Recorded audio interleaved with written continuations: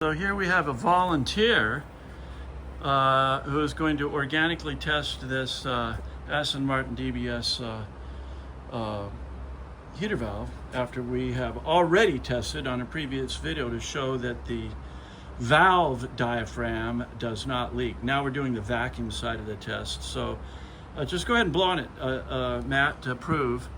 Oh, no flow. Can't do it. It must be off. Okay, now we're gonna pump in a bunch of vacuum here. There goes the needle up. Yeah. That's halfway. 20. It's about 20 inches of mercury 20, right there. no leaks, steady needle. Okay, now, well, that's about halfway. If you give it all the rest away, I think it will actually open it up and you'll be able to hear it go out faster. Oh, I can Give it. Okay, good. All right, and then coaster down.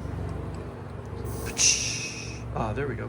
All right, so yeah, once again, blocked. All right, so we have a functional heater valve.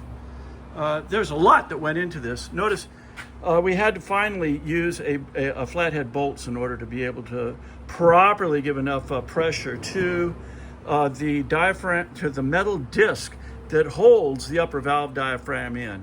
And that made it much more secure than it was originally. Interestingly, some of these had a die-cast threaded stud sticking out, and this one originally did have screws in it, although they came in from the other side up, and they were buffed so highly here that you didn't even see their little nipples on the top.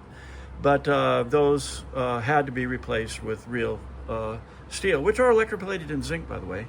Matter of fact, the whole can is, this is die-cast, it doesn't electroplate, but this can down here does electroplate in zinc. And I recommend painting it, but that's up to you. Alrighty, thank you very much.